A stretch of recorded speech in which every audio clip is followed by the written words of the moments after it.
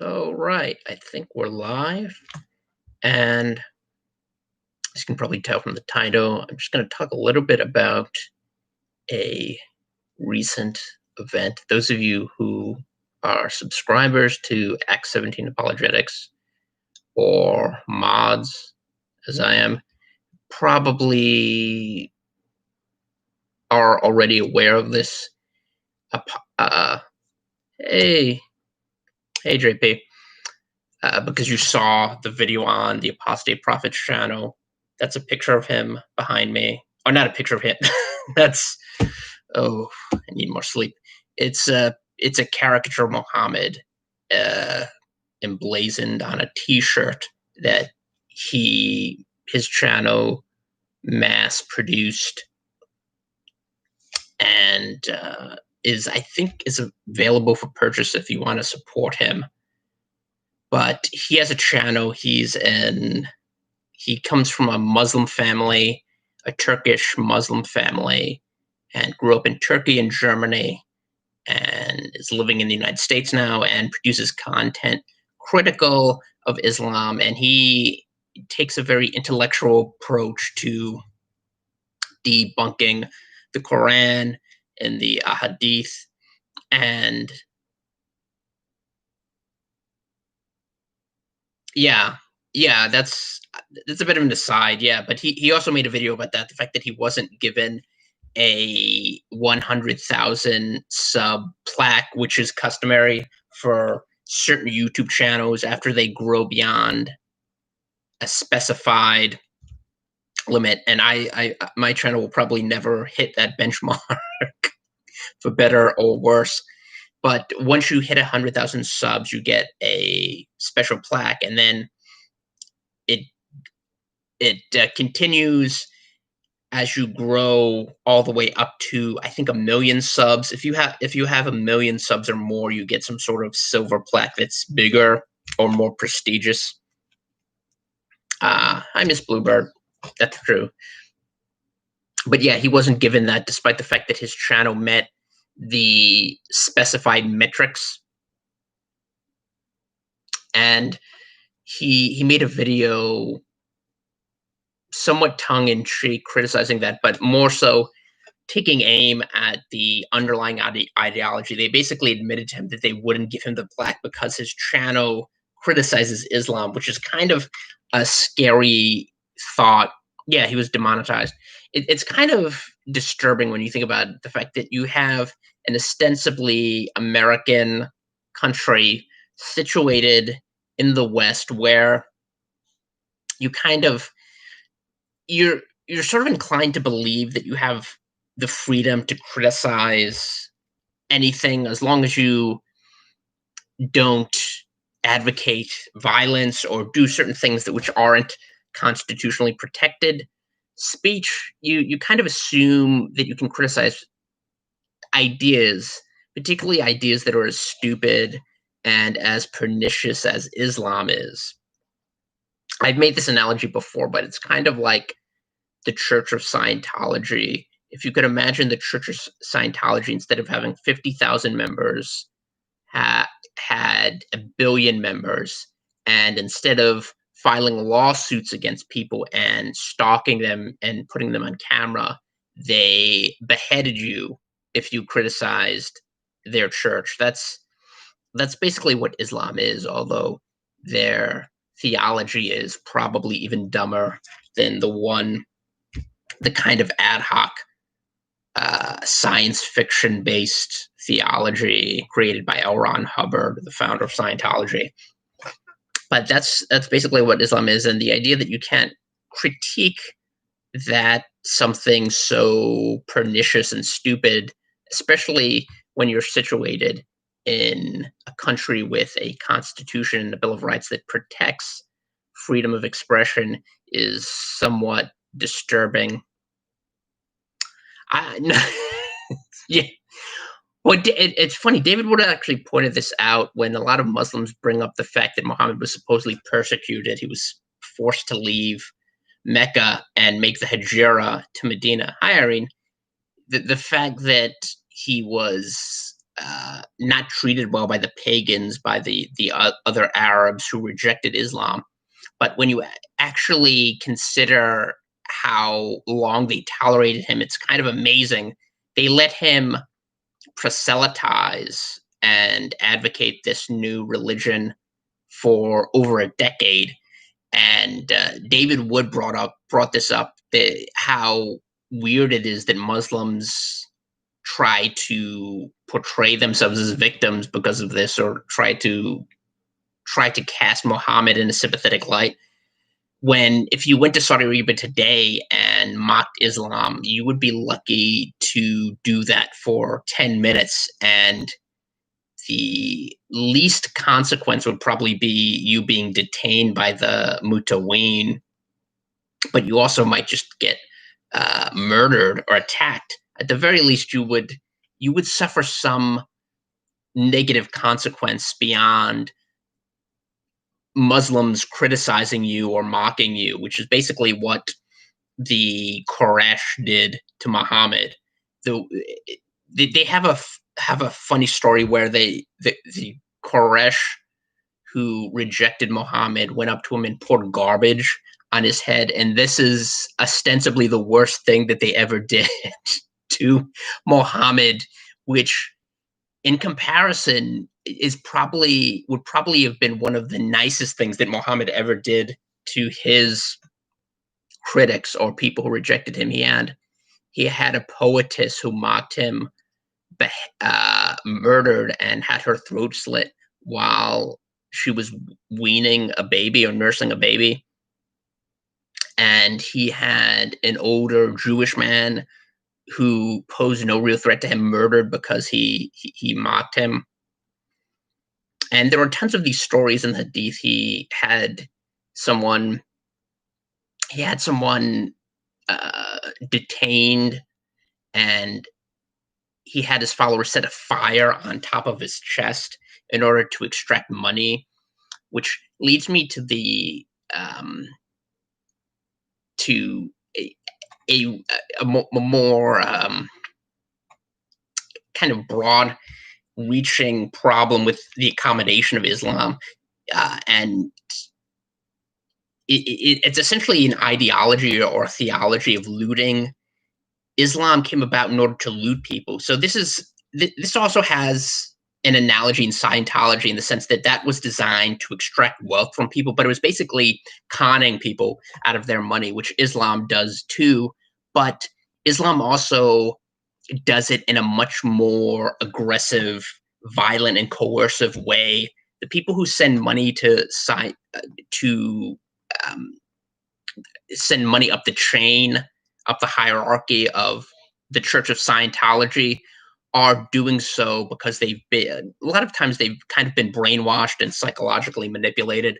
But in Islam, there is explicit endorsement of just robbing people in order to advance Islam. Hi, Inky. And so you basically have you're commanded to go out and rob people, and it's not surprising when you actually look to the historiography of Islam and how it developed. It essentially developed as a way of looting people. Muhammad raided caravans, even though Muslims try to deny this and portray themselves as defending defending their faith against aggressors. Islam uh, evolved out of Arab raiding parties. That's basically what Islam. So Islam is a religion or an ideology of looters and looting, and to give it the imprimatur of public acceptance and endorsement by the powers that be, to me, is kind of insane. It's like, I don't know if you people, if you all remember when there was an increase in piracy along the eastern coast of Africa, in the areas around Somalia and and which was vitally important to trade routes and commerce in that part of the world and globally. And hi, Kathy. Um, but but this was a huge, newsworthy situation that went on for several years, and they even made a very famous film starring Tom Hanks called Captain Phillips about the rescue of the Maersk, which was held hostage by these Somali Muslim pirates. But that is that is essentially the modus operandi of Islam. It's to loot and to plunder, not just physically and economically, but spiritually, and giving them the ability to censor discourse a on a medium as important as YouTube is akin to just giving Somali pirates the ability to control what's printed or published in your country. It's really a bizarre and insane way to operate, but that's the situation we have because I think David in the video which the apostate prophet uploaded on his behalf, since he was banned from uploading videos for an entire week. Um, I, I I think he called them the Antifa Trust and Safety Council, and that's basically the the the motives driving the people who are in charge of this. These are people from the SPLC and the ADL, and and even beyond that, even more noxious, bad actors. And it's not unfair to describe them as Antifa. I'm sure there are people involved in the process of censoring certain content that have, if they're not directly involved with Antifa, they probably share a similar ideological bent.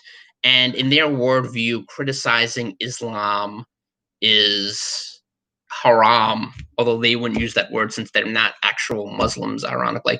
But criticizing Islam is verboten because they see Islam as sort of a countervailing weight to white Christian power, such as it is in the United States, and they want that to be suppressed. And even if they have to support this intrinsically reactionary, misogynistic, homophobic ideology to do that, it's worth it in order to silence people like David Wood and other people who they perceive as bulwarks of Western civilization and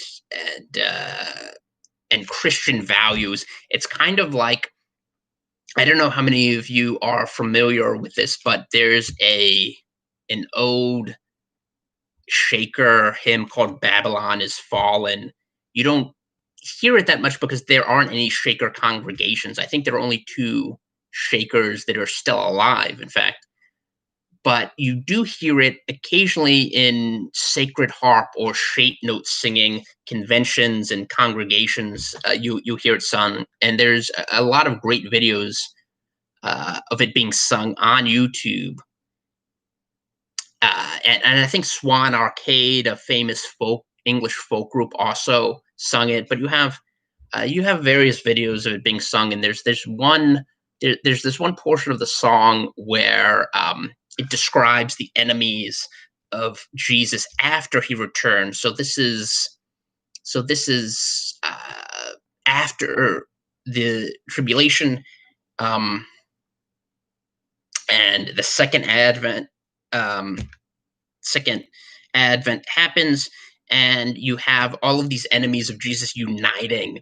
And it says, there's one part that says, foes combine or foes join. And I think that's the situation we have here, where you have people who ostensibly don't have any real commonalities. I mean, people who want to uh, who despise the idea of women's rights or feminism and want to have a society governed on the basis of 7th century Arabia are united with these, fully automated luxury space communism and Antifa, atheistic radicals and communists and tankies. And the only commonality they have is who they hate. And I think this is a recurring theme you see throughout history. And this is why you have people, the only thing that unifies them is that they hate Jesus and they hate the Bible, and they unite forces in order to go after their perceived enemy. It's kind of like in the Gospels, where you have Pilate and Herod kind of coming together. These were two people historically, and it says so in the Bible. They hated each other. They had no this. You had the Jewish nominal king, and you had the Roman viceroy or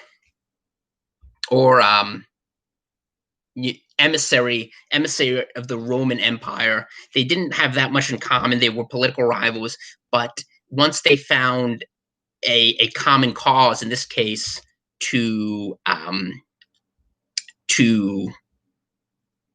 which was Jesus. Once they found a common cause to attack, they joined together, and I think that's the situation you have here, and you see it throughout history. I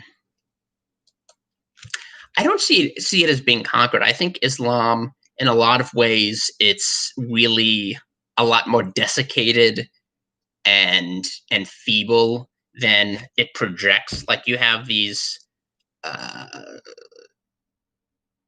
It's kind of strange because you have this tenuous relationship between the left, the ruling elites, and the Muslim newcomers that they keep adding and adding, and you see this now, particularly in continental Europe, in places like Spain and Italy. Now that Matteo Salvini is out of office, the Italian government is already giving amnesty to thousands of Muslims from the Middle East and North Africa. And the same in Spain. You have a kind of alliance between the Spanish socialists and the Muslims who want to enact this reverse Reconquista and return Spain to Al-Andalus.